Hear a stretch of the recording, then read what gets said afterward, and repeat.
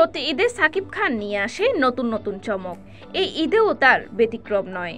তবে এবার বরবাদের নতুন চমক নিয়ে হাজির হয়েছে ঢাকাই সিনেমার সুপারস্টার সাকিব খান। সারা দেশের ১২০টি হলে একযোগে মুক্তি পেয়েছে এই সিনেমাটি, যা সিঙ্গেল স্ক্রিন এবং মাল্টিপ্লেক্সে উভয়ই চলছে।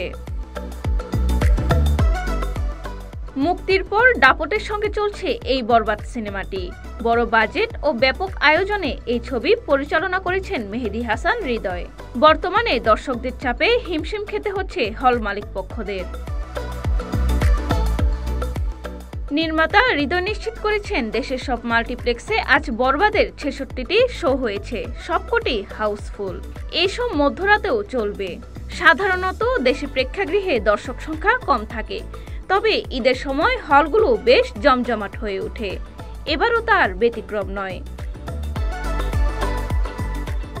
প্রায় ১৫ কোটি টাকা ব্যয়ে নির্মিত বরবাদে সাকিব খানের সঙ্গে ইদি কাপাল অভিনয় করেছেন, যিনি এর আগে সাকিবের প্রিয়তমা ছবিতেও ছিলেন।